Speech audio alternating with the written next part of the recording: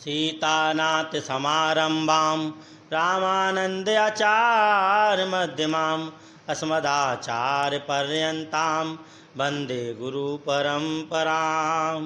जय श्री सीताराम। आज आप रैदास जी की पत्नी श्री प्रभुता जी की कथा सुनेंगे। उनका चरित्र बहुत ही सुंदर है।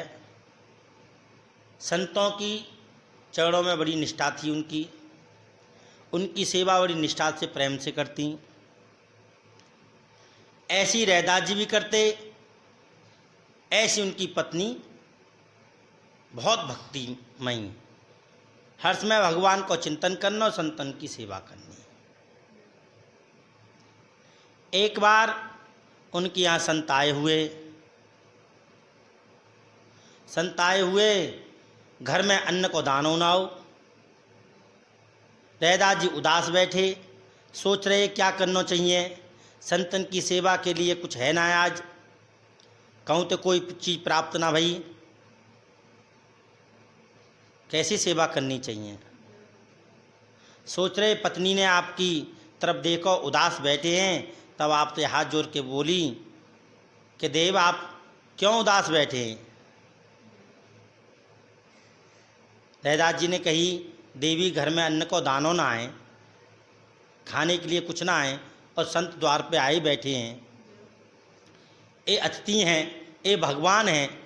ये अगर द्वार पर तो लौट जाएंगे तो अपना पाप छोड़ जाएंगे और हमारे सब पुण्य सुकृत सब नष्ट हो जाएंगे। ये नहीं लौटने चाहिए। पत्नी ने कही, आप चिंता ना करें, मैं सब व्यवस्था करूं। आपकी पत्नी भगवान की बहुत अच्छी भक्ति, संतन की चरणों में निष्ठा बहुत अच्छी उनकी। भजी भजी गई, अपने सास के पास पहुंची, सास को चरण लगे और हाथ जोड़ के कहने लगी, माता जी मैं आज कहीं जा रही हूँ, थोड़ी सी आप अपने गले की कोई चीज़ उतार के दे दें और मैं लौटा के दे दूंगी आपको।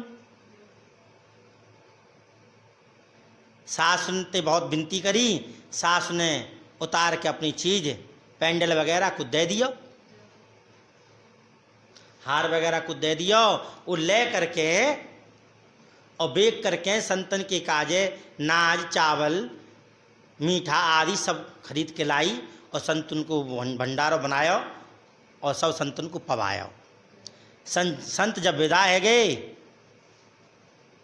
है गए तो आपकी सास को मालूम पड़ी कि वाकई यहाँ तो संत आए हुए हैं और संतन ने भंडारो करके खिलाया हो और मेरी चीज़ यहाँ ने बेच दी है। तब वो खिसियाई वही और भज के आई, आ करके अपनी बहू को पकड़ के जाए के कमरा में बंद कर दिया। कहा, जब तक मेरी चीज़ ना छूटेंगी तब तक तू भूखी प्यासी यही में बंद रहेगी। गुस्सा में आकर के कमरा में बंद कर दी। रैदास जी उदास बैठे हुए कि माता जी ने ऐसा कर दिया, अब कैसे पीछा छूटे, कैसे इनकी चीज़ छूटे। भगवान ने रैदास जी को रूप धारण किया और या बनिया की यहाँ जो चीज़ रखी वहीं वो सब छुड़ाई और छुड़ा करके और अब रैदास जी की माता जी को दे दी। रैदास जी की माता जी ने वो खोल दी प्रभुता जी, और प्रभुता जी जब लौट के आई अपने पति से पूछी, कितने पैसा कहाँते आए, कैसे इतनी जल्दी ये चीज़ छूट गई। उन्होंने कही, मोत देवी कोई चीज़ ना मालूम, मैं तो गया ही ना हूँ, मैं तो यहीं बैठा हूँ। माता जी जब से आपको पकड़ के बैठ ले गई हैं, मैं तो ठाकुर जी की शरण में ही बैठ गया हूँ, वो तो मालूम ही ना है।